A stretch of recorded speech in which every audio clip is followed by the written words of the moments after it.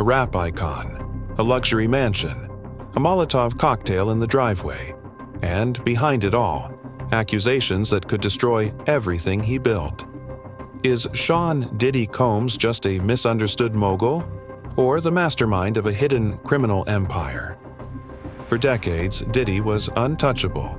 Grammy Awards, billion-dollar deals, chart-topping hits. He wasn't just in the music business, he was the music business. But now, in a federal courtroom, that empire is cracking under pressure. He's been hit with serious charges: racketeering, sex trafficking, and transporting women for prostitution. Charges that, if proven, could land him behind bars for life. But what's really going on in this trial? Who's telling the truth? And what does Kid Cudi, a firebombed Porsche, and a string of disturbing hotel incidents have to do with it? What's unraveling in this courtroom goes far beyond music. It's a tangled story of power, control, fear, and secrets that some thought would never come to light. Let's break it down. For years, Sean "Diddy" Combs seemed untouchable. From Bad Boy Records to Ciroc, he wasn't just successful, he was invincible. But that image shattered when federal prosecutors unsealed a 5-count indictment that stunned the industry. He's not just facing lawsuits or scandal. He's being charged with racketeering conspiracy, sex trafficking by force, fraud, or coercion, and transporting individuals across state lines for sex work. It's the kind of indictment you'd expect from a crime boss, not a music mogul. And the stakes couldn't be higher: life in prison if he's convicted. But here's where it gets complicated. Despite the explosive headlines, legal experts say the prosecution's case is still shaky. One of the biggest challenges? Proving that Diddy wasn't acting alone, but as the leader of a full-blown criminal enterprise.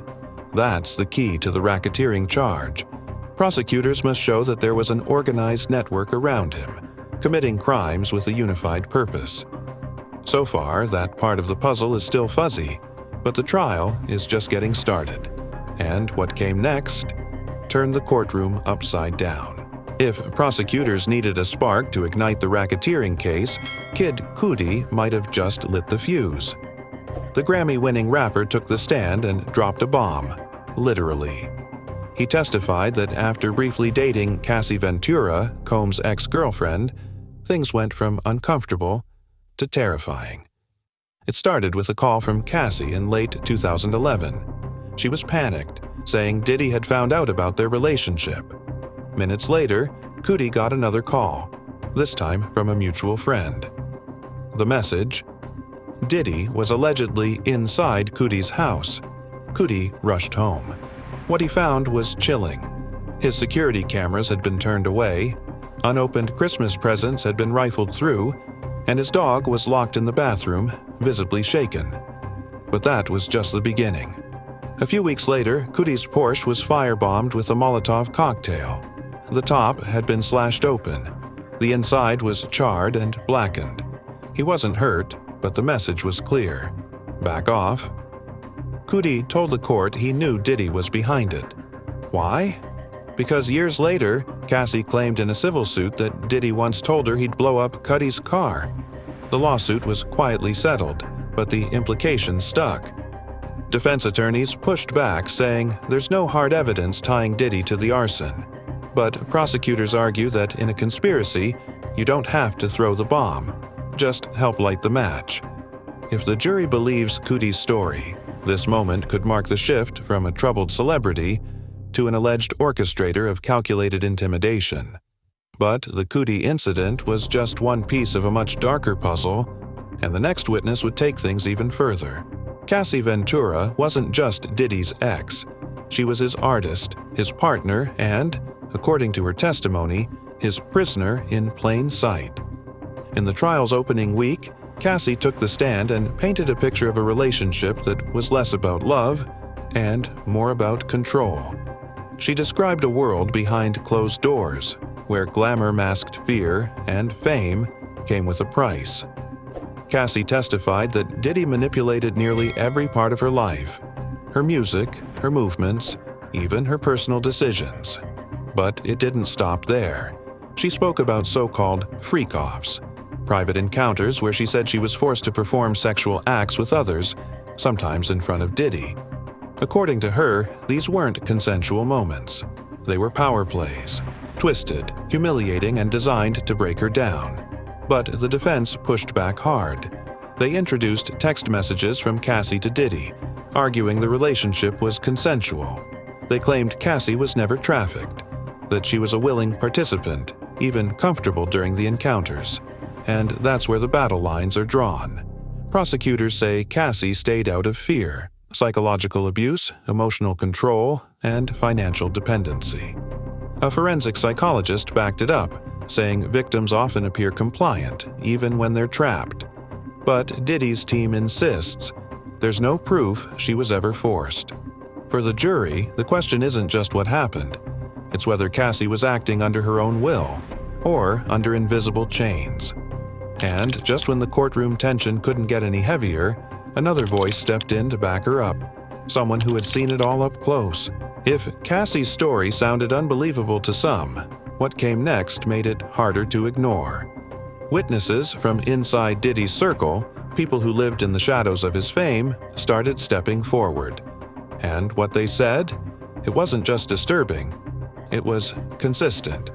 First came Dawn Richard, a singer who once worked closely with Diddy.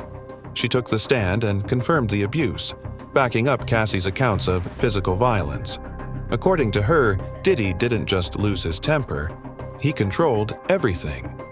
Then came Sheree Hayes, an exotic dancer who testified about those infamous freak-offs. She claimed she performed sex acts for Diddy and Cassie dozens of times. But what stood out? She said Cassie always looked comfortable, like it was normal.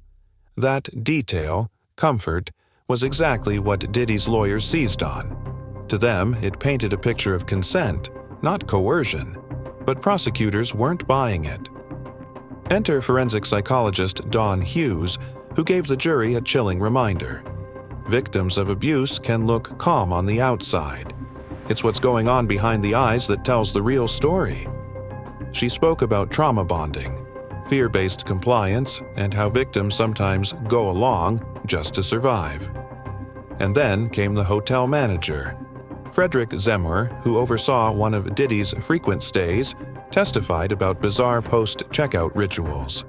Rooms needing deep cleaning, wax on furniture, and excessive oil everywhere.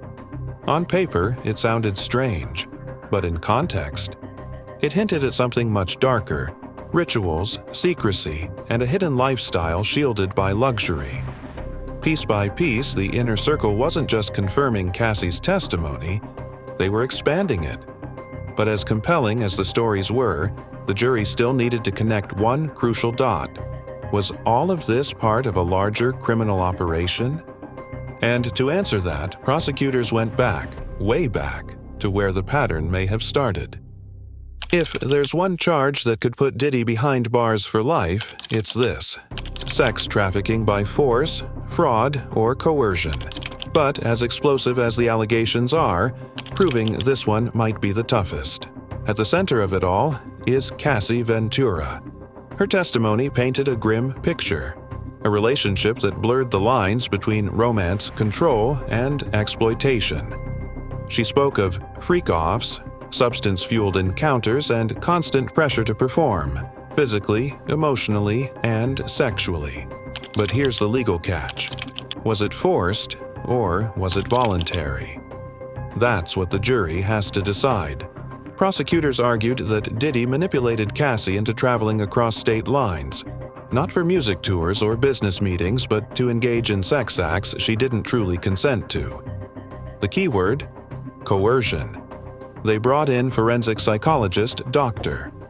Dawn Hughes, who explained how abuse victims can appear willing on the surface, but are actually trapped in a cycle of fear, dependence, and control. Still, the defense hit back hard. They pointed to text messages, witnesses like Sheree Hayes, and even other exes, all painting Cassie as an adult making her own choices. Hayes, a dancer who participated in these so-called freak-offs, told the court Cassie seemed comfortable and even initiated some of the encounters. So, who's telling the truth? That's the gray area this trial lives in. Consent isn't just about saying yes, it's about being free to say no.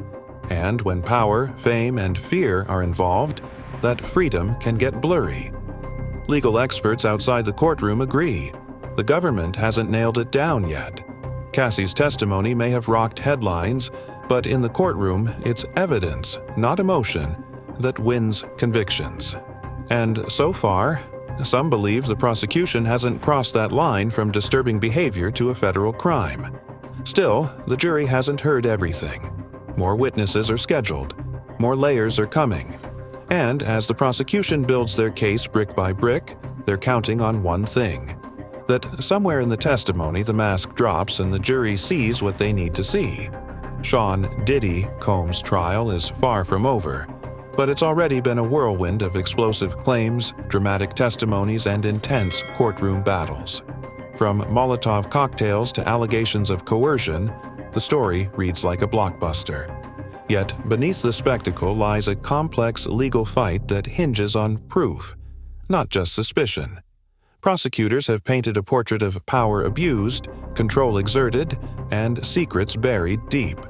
But so far, many legal experts remain unconvinced that the case meets the high bar needed to convict on the most serious charges. What happens next depends on the jury, and how they interpret the line between dark rumors and undeniable fact. One thing is certain: whether Diddy walks free or faces life behind bars, the trial has already rewritten the rules on how fame, power, and scandal collide in today's world. And for everyone watching, it's a stark reminder: sometimes the most glamorous lives hide the darkest stories.